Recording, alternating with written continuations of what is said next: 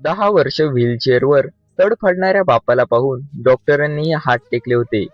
पण स्वामींनी हातात ती एक गोष्ट ठेवली आणि एका सेकंदात असा चमत्कार घडला, जो पाहून संपूर्ण गाव ढसाढसा रडलं.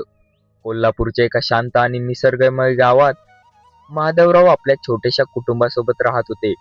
माधवराव गावात एका प्राथमिक शाळेत शिक्षक म्हणून काम करत होते.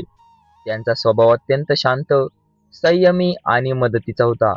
घरात पत्नी सविता आणि लहान मुलगा रोहन असा त्यांचा सुखी संसार सुरू होता. माधवराव लहानपणापासूनच श्री स्वामी समर्थ महाराजांचे परमभक्त होते. उठता बसता त्यांच्या तोंडी श्री स्वामी समर्थ हा जप असायचा. सर्व काही व्यवस्थित सुरू असतानाच एका दुर्दैव दिवशी माधवरावांच्या आयुष्याला भयानक वळण मिळाले. शाळा सुटल्यानंतर घरी परत येत असताना रस्त्यावरील एका वळणावर भरधाव वेगाने येणाऱ्या ट्रकने त्यांच्या सायकलला जोरदार धडक दिली. हा अपघात इतका भीषण होता की माधवराव कित्येक फूट लांब फेकले गेले. त्यांचा पाठीचा कणा आणि दोन्ही पायांची हाडे अक्षरशः चक्काचूर झाली. अपघाताची बातमी समजताच सविता आणि गावकरी धावत घटनास्थळी पोहोचले. माधवरावांना तातडीने शहरातल्या मोठ्या हॉस्पिटलमध्ये भरती करण्यात आले. हॉस्पिटलच्या आयसीयू बाहेर सविता हात जोडून सतत स्वामींचा जप करत होती. डॉक्टरांचे पथक आत माधवरावांवर उपचार करत होते. तब्बल 12 तासांच्या महाप्रयासानंतर डॉक्टर कुलकर्णी बाहेर आले. त्यांच्या चेहऱ्यावरचा गंभीर भाव पाहून सविताचे काळीज पाण्याच्या टोकावर आले. डॉक्टर कुलकर्णी हळूच म्हणाले, सविताबाई, आम्ही माधवरावांचे प्राण वाचवण्यात यशस्वी झालो आहोत. पण दुःखाची गोष्ट म्हणजे अपघातात त्यांच्या पाठीचा कणा पूर्णपणे निकामी झाला आहे. त्यांना सेव्हियर लोअर लिंब पॅरालिसिस झाला आहे. सोप्या भाषेत सांगायचे तर ते आयुष्यात कधीही स्वतःच्या पायावर उभे राहू शकणार नाहीत. हे ऐकताच सविताच्या पायाखालची जमीन सरकली. लहानगा रोहन आईच्या पदराला धरून रडू लागला. काळ पुढे सरकत गेला. दिवस गेले, महिने गेले आणि वर्ष उलटली. 1-2 नव्हे तर तब्बल 10 वर्ष माधवराव त्या व्हीलचेअरवर खिळून राहिले. 10 वर्षात माधवरावांचे शरीर खंगले होते. सतत एकाच जागी बसून राहिल्यामुळे त्यांना इतरही अनेक त्रास सुरू झाले. घर चालवण्यासाठी सविताने लोकांच्या शेतात मजुरी करायला सुरुवात केली. लहानगा रोहन आता 25 वर्षाचा तरुण मुलगा झाला होता. पण दुर्दैवाने घरच्या गरिबीमुळे आणि बापाच्या या अपंगत्वामुळे रोहनच्या मनात कटुता निर्माण झाली. तो रोज आईवर चिडायचा. आई, काय मिळतंय तुला या बापाची सेवा करून? स्वतःचे आयुष्यही बर्बाद केलेस आणि माझेही. हे स्वामी समर्थ तर कुठे आहेत? 10 वर्ष झाली आपण या बापासाठी दारोदारी भटकतोय. काय केलं तुझ्या स्वामींनी? सविता डोळ्यात अश्रू आणून फक्त एवढेच म्हणायची, बाळा, स्वामींच्या दरबारात उशीर असू शकतो, पण अंधार नाही. माझ्या स्वामींवर माझा पूर्ण विश्वास आहे. ते माझ्या माधवरावांना नक्कीच बरे करतील. माधवरावांना आपल्या अपंगत्वाची आणि मुलांच्या कटुतेची जाणीव होती. रात्रीच्या अंधारात जेव्हा सर्वजण झोपी जायचे, तेव्हा माधवराव व्हीलचेअरवर बसून खिडकीतून आकाशाकडे पाहत रडायचे. ते स्वामींच्या फोटोकडे पाहत म्हणायचे, स्वामी, मला या त्रासातून मुक्त करा. माझ्यामुळे माझ्या पत्नीचा आणि मुलाचा बळी जात आहे. दरम्यान डॉक्टर कुलकर्णी यांनी माधवरावांनी पुन्हा एकदा तपासणी केली आणि स्पष्ट सांगितले, आता यांच्या शरीरातील नसा पूर्णपणे वाळल्या आहेत. वैद्यकीय शास्त्रात आता यांच्यावर कोणताही उपचार उरलेला नाही. तुम्ही आता कोणतीही आशा ठेवू नका. डॉक्टरांच्या या शब्दानंतर रोहनचा उरला सुरला संयमही तुटला.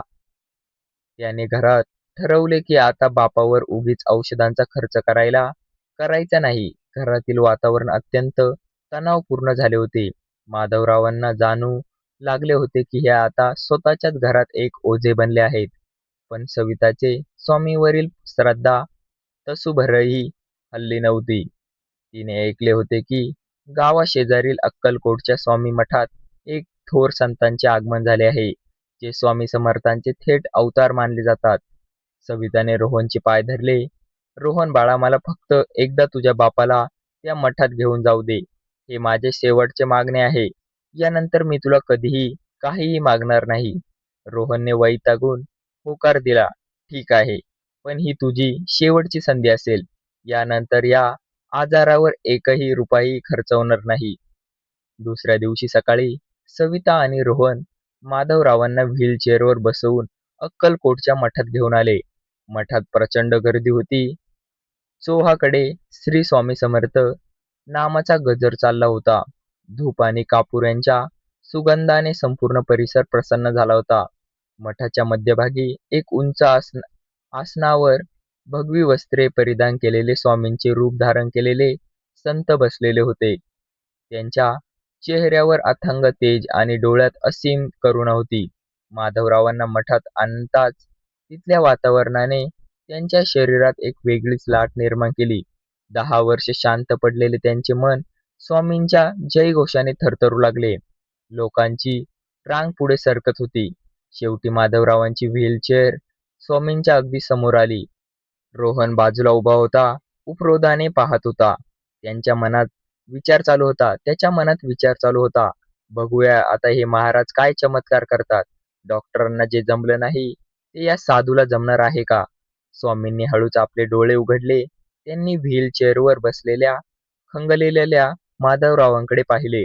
स्वामींच्या नजरेत इतके वात्सल्य होते की माधवरावांच्या डोळ्यातून अश्रूंच्या धारा वाहू लागल्या.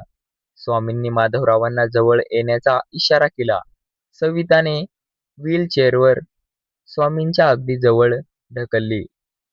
स्वामी माधवरावांच्या जवळ झुकले. त्यांनी माधवरावांच्या माथ्यावर आपला वरदहस्त ठेवला. त्या स्पर्शाने माधवरावांच्या संपूर्ण शरीरात विजेचा प्रवाह धावल्यासारखा अनुभव झाला.